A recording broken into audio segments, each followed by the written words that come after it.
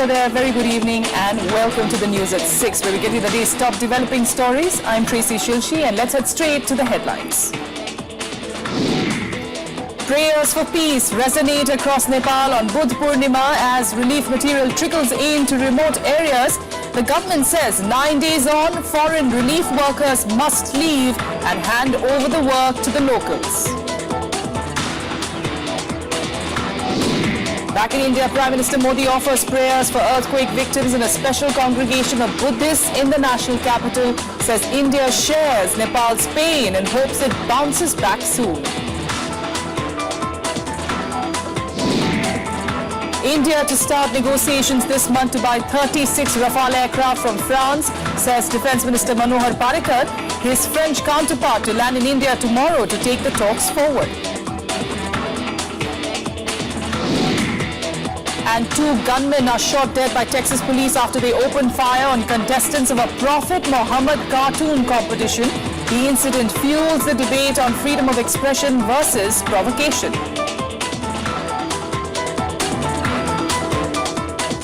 Our top story, Nepal wants foreign aid workers to leave the country, saying it will carry out the remaining earthquake rehabilitation work on its own. The official death toll has crossed 7,200, with thousands buried in the rubble beyond the reach of rescue teams. However, aid has begun to trickle into remote areas, though it is going to be a slow process. Here are the latest details.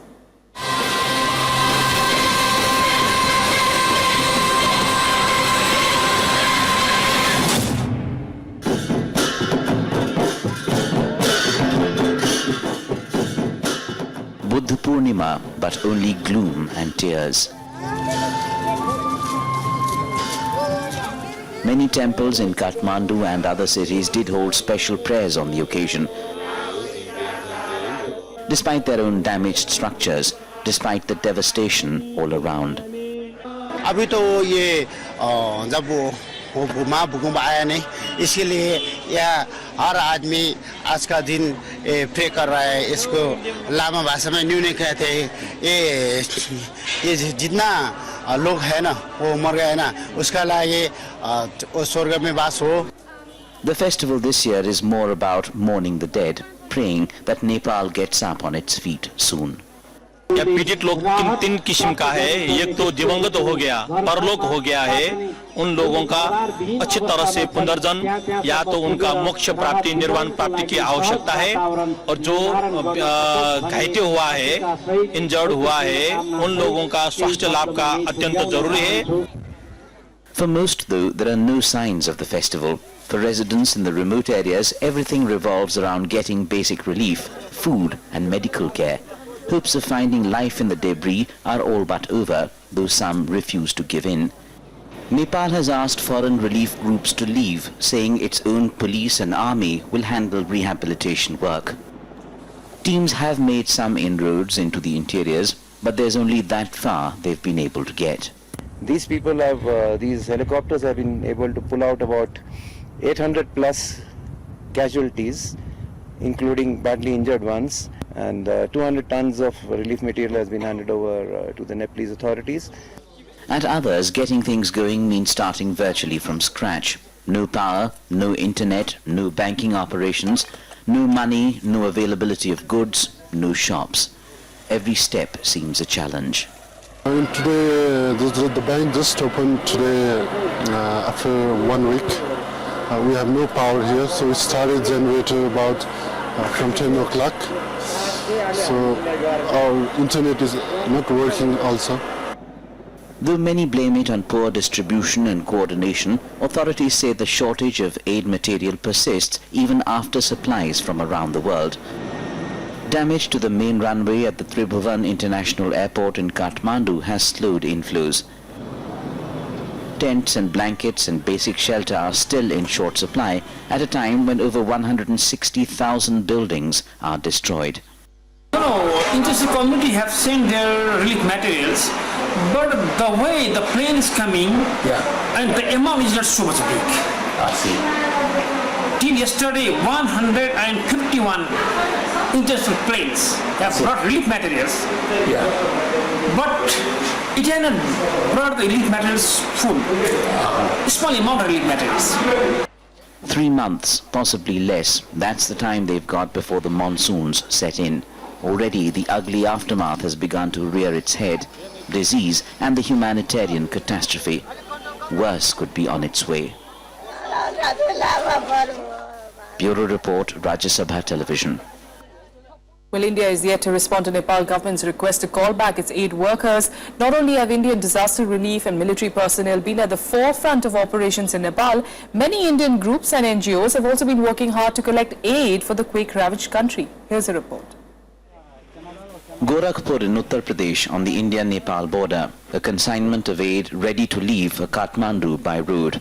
This particular tranche consists of collections made by the Sashastra Seema Bal from within the ranks, a large part of it from a day's salary contributed by personnel. 4 lakh के आसपास का है और इसमें आटा, दाल, चावल यही खाद्य सामग्रियां हैं। एफर्ट्स तो जारी रखेंगे, ये तो पहली सहायता है, फिर और जरूरत पड़ेगी जैसे जैसे उधर से लगेगा कि वहाँ जरूरत है तो और भी हम अपना सहयोग करते रहेंगे। Not just food, clothes and blankets, the help being sent out extends to other practical things too. Artificial limbs, hugely needed by the injured in Nepal, are a contribution from the Blind People's Association Centre in Gujarat that manufactures them. Fractured legs and hands were the most common injuries that survivors have suffered from in Nepal. एक बड़ी संख्या में walkers, elbow crutches जो हमारे stock में हैं, हम नेपाल भेज रहे हैं। उसके बाद जो भी प्रोडक्ट्स आज हमारे विकलांग भाई बहन बनाएंगे, उनका हम लोग दिल्ली में ऑक्शन करेंगे, बिक्री करेंगे और जो भी धन प्राप्ति उससे होगा, हम उस पूरे पैसे का नेपाल रिलीफ के में उपयोग करेंगे। Over the last week, the one-day salary initiative has been extended to all major corporates as well as government organizations across the country. The Parliament and government have already extended contribution. Numerous NGOs have also started the process of collecting and delivering aid in the form of clothes, tents and more. Vigils and awareness drives are underway in a big way. India reaches out to its closest neighbor. Bureau Report, Rajya Sabha Television.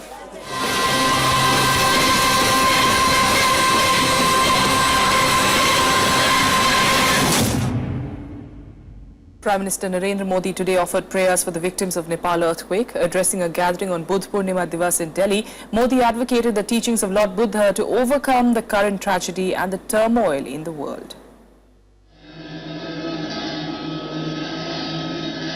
Prime Minister Narendra Modi joined ambassadors, MPs, scholars and Buddhist monks from across the globe to offer prayers on Monday to those affected by the high-intensity quakes in Nepal. Sharing the pain of the displaced, Modi expressed sincere hope that Nepal will bounce back from the tragedy. But he admitted that the extent of the damage was overwhelming and the task of recovery was a long and arduous one. बोझिल सा इसलिए महसूस कर रहे हैं कि जिस धरती पर भगवान बुद्ध का जन्म हुआ,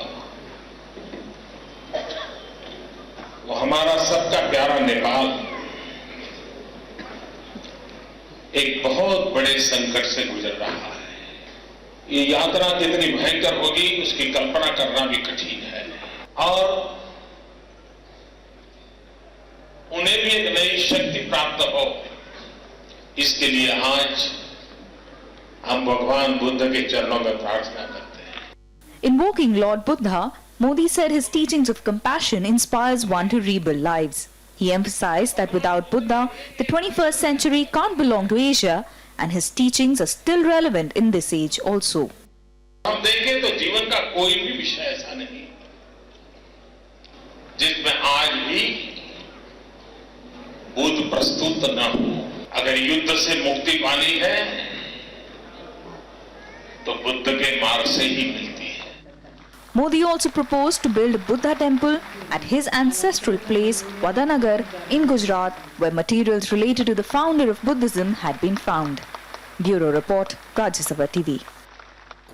Meanwhile, India will begin negotiations to buy 36 Rafale fighter jets from France as early as this month. Defence Minister Manohar Parrikar said that a high-level committee will be set up which will begin negotiations on the deal. Parikar's statement comes ahead of French Defence Minister Jean-Yves Le Drian's visit to India tomorrow. He is expected to meet Manohar Parikar and the NSA Ajit Doval to take the deal forward. India and France have already begun negotiations over the deal, in fact having it for the past 3 years. During his visit to France last month, Prime Minister Narendra Modi struck a deal to buy 36 Rafale jets in flyaway condition. The value of the larger 126 plane deal is estimated to have grown to about $20 billion. Most of the procurement we do now, even if they have to be global, we have a very small global component and majority of the component to be made in India. With a quick break here, but still ahead, it's LG Najib Jung versus CM Arvind Kejriwal in Delhi. Details ahead.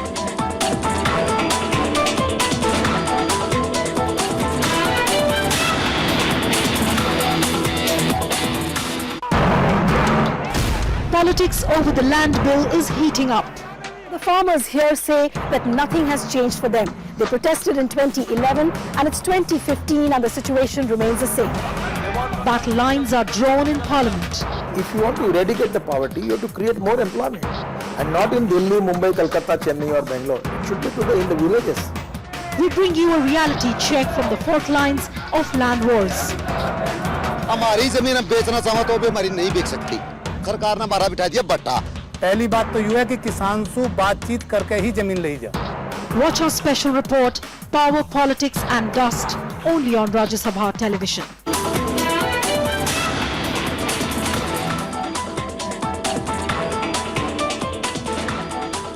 Welcome back. Now, with barely a week left for the current session to end, the government is likely to face a tough week in Parliament, with several key bills still pending passage from both the houses. Time is running out for the government to see through the proposed land acquisition bill, on which the centre had issued 2 ordinances. The second ordinance, which was reissued with amendments, will lapse once the session ends in the Lok Sabha on Friday. The government also wishes to see through the bills on GST, Juvenile Justice Act, real estate regulation and black money in this session. A united opposition has forced the Speaker to adjourn discussion on GST after the Finance Minister gave his opening remarks. Parties like the Trinamool Congress, BJD and the AIADMK have already voiced concerns over the GST bill. The Constitution Amendment Bill on GST will need 2/3 majority in both houses.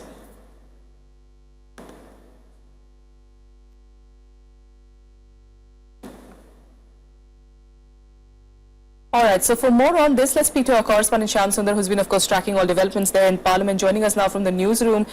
Shyam, just give us a sense, really, at this point of time. You know, we were thinking that it's going to be the land bill that's going to be a problem, a headache, but now it seems like the GST too seeming to be a problem for the government. Definitely, we have seen when Mr. Arun Jaitley initiated discussion in Lok Sabha, we heard AIADMK leader and Deputy Speaker in Lok Sabha, Mr.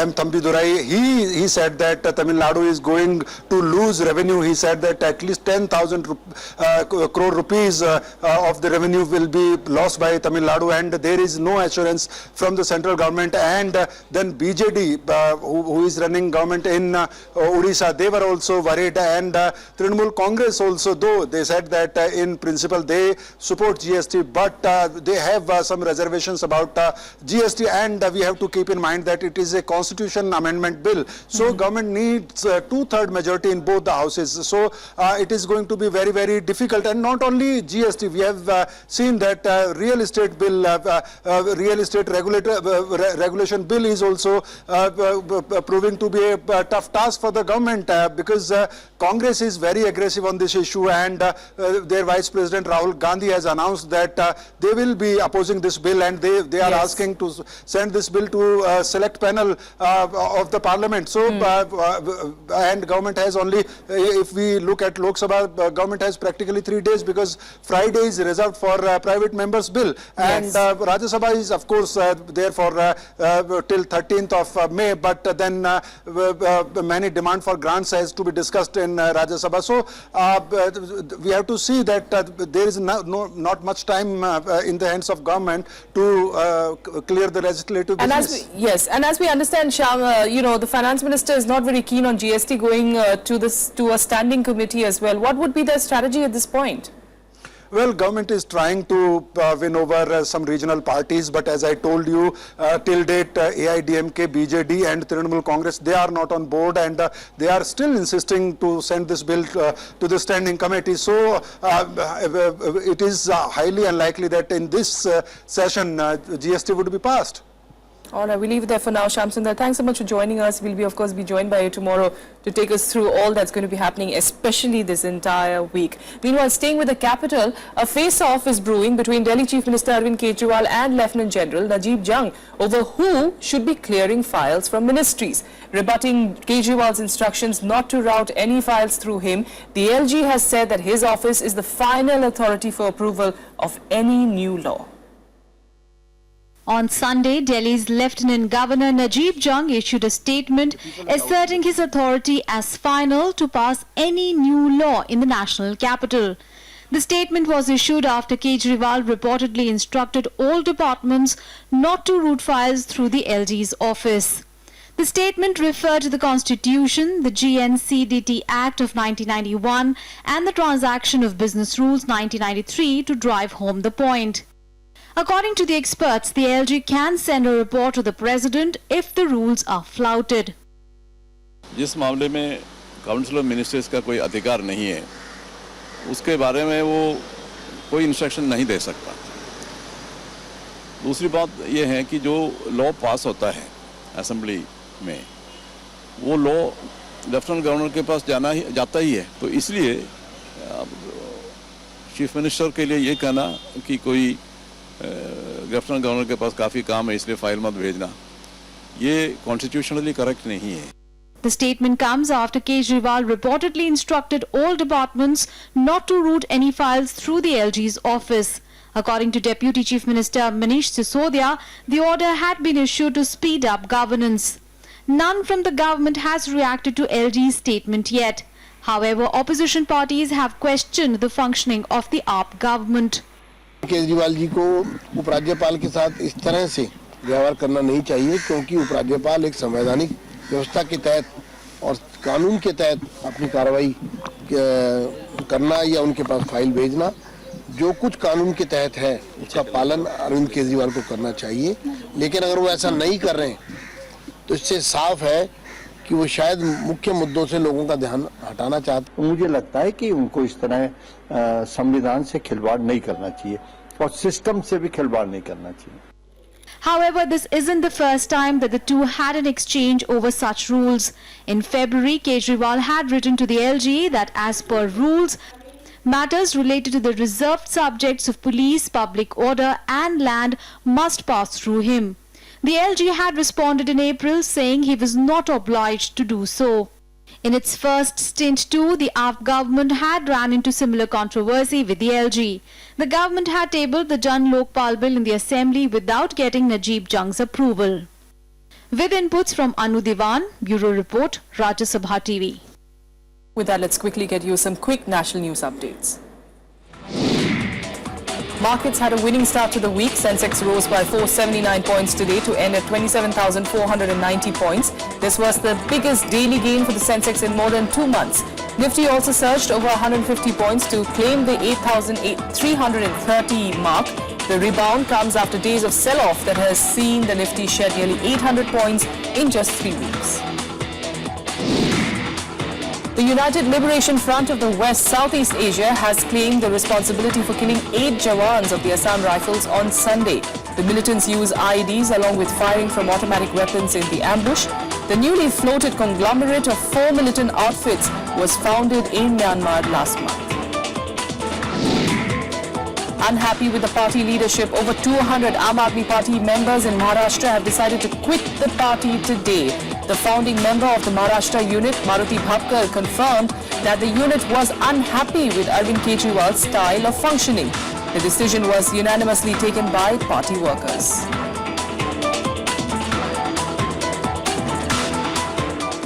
Up next, international news, and China breaks the ice with Taiwan as Xi Jinping meets Taiwan's ruling party leader, a first in 6 years.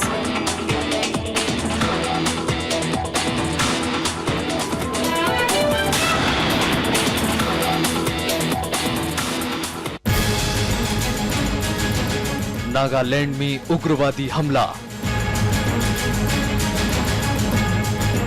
8 जवान शहीद, शांति कोशिशों को झटका। देखिए पहली खबर, उग्रवादी हमला, आज शाम 7 बजे।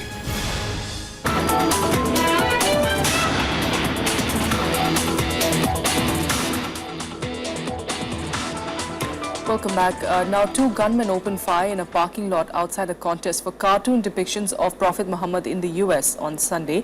The gunmen were eventually shot dead by the police, but the incident has once again brought to focus the debate between free speech versus provocation. Shooting outside a controversial art event in Texas. A stark reminder of the attack at the Paris office of satirical newspaper Charlie Hebdo. 2 gunmen were killed and a security guard injured outside an art exhibit featuring depictions of the Prophet Muhammad. Reports say the gunmen drove up to the Curtis Culwell Center in Garland, where exhibition was about to be wrapped up, and began shooting. In a short exchange of fire between the gunmen and Garland police, the attackers were shot dead while an unarmed security guard was injured. Were close by, saw what was going on, engaged the 2 men, shot and killed them both there at the scene by their car. Because of the situation and what was going on today and history of what we've been told has happened at other events like this, we're considering their car as possibly containing a bomb. When we went to lay down, we heard boom, boom, boom. And I said, did that sound like gunshots? He's like, not out here. It's probably fireworks. And then all of a sudden, we laid down just 30 seconds. Cops came and just started evacuating the whole area. Authorities are trying to ascertain the identity of the gunmen, their possible affiliation with any terrorist organization, and who were on the attackers' targets. The keynote speaker at the event was Dutch politician Geert Wilders, who was placed on an Al-Qaeda hit list. The event itself was organized by the American Freedom Defense Initiative, which is considered anti-Muslim. The group has called the attack a war on free speech. The Jesus Christ on a cross in a jar of urine may be offensive to many, but nobody went around killing people or burning embassies or wholesale slaughtering communities. I mean, you have to enter the human race at some point. And this capitulation by the media, this capitulation by Western elites to silence ourselves so as not to offend savages is monstrous. The incident has once again reignited the debate on free speech versus provocation. In January this year, gunmen attacked the offices of Charlie Hebdo that featured Prophet's cartoons and killed 12 people. The next month, a gunman attacked another forum in Copenhagen featuring a cartoonist whose depictions of Muhammad infuriated many. Bureau Report, Rajya Sabha TV. Meanwhile, in signs of breaking the ice, China and Taiwan held the first high-level talks in 6 years. Today, the leader of Taiwan's ruling party, Eric Chu, and Chinese President Xi Jinping met in Beijing. The Chinese state news agency quoted Jinping as saying that the 2 countries should settle their political differences through consultation, but with Taiwan's acceptance that it is part of China. This meeting is being seen as a sign of warming relations between the 2 sides. China views Taiwan as a breakaway province that will return, but a similar sentiment does not echo in Taiwan. There have been protests in Taiwan over the possibility of increased ties with China. 共同开创两岸关系未来，建设两岸命运共同体。我愿同朱主席就此深入的交换意见。两岸的交流很重要一个要点啊，就是希望能够搁置争议，希望能够共同追求和平发展。那我还特别提到，过去提到的是求同存异而已。With that, let's take a look at the other international news. U.S. Secretary of State John Kerry arrived in Kenya for talks on security cooperation ahead of U.S. President Barack Obama's visit. Kerry met Kenyan President Uhuru Kenyatta today in Nairobi. They discussed a range of issues, including the attack on a university in which nearly 150 people were killed by the Al-Shabaab militants last month. A suicide bus carrying a A suicide blast carrying a bus carrying Afghan government officials killed 1 in Kabul today. 15 others were injured in the blast. The Taliban claimed responsibility for the attack in an email sent to news media. A few weeks earlier, the Afghan Taliban announced the start of their annual spring offensive, warning it would ramp up attacks on foreign embassies and government officials as well as military targets. After 6 days of protests, night curfew has been finally lifted in Baltimore in the US. The city witnessed a spate of looting and arson that followed the funeral of a black man who died from injuries suffered while in police custody. The National Guard will begin withdrawing from the streets of Baltimore over the next week. Clashes erupted in Tel Aviv's Rabin Square as thousands gathered to protest the alleged police brutality against Israeli Jews of Ethiopian descent. The Ethiopian community is enraged over a footage purportedly showing 2 policemen assaulting an Israeli soldier.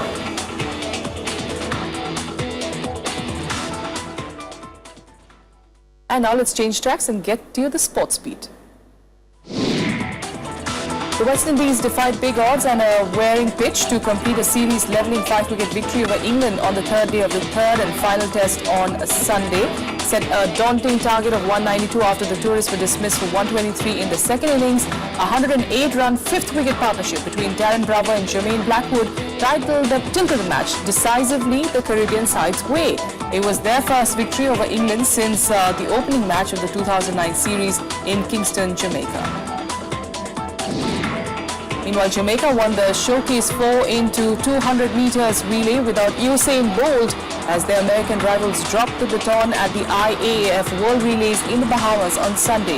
Nicolas Ashmead, Rashid Dwyer, Jason Livermore and Warren Weir survived a shaky second exchange baton pass to claim the feature race in 1 minute and 21 seconds. A muffed pass between Isaiah Young and Curtis Mitchell on the second exchange sent the baton flying, leading to their disqualification. France came in second and Germany third. In tennis, top-seeded Roger Federer claimed his 85th title on Sunday with a 6-3, 7-6 win over Pablo Chivas in the final of the Istanbul Open. The 17-time Grand Slam winner fended off strong resistance from the third-seeded Uruguayan who received 4 match points. Federer claimed his first title on clay since winning in Madrid in 2012, broke for a 4-3 lead in the second set but dropped his serve immediately after hitting a double fault and missing 2 forehands. It was Federer's 3rd title this season following victories in Brisbane and Dubai on hard court. That's all we have for today. Thanks so much for joining us.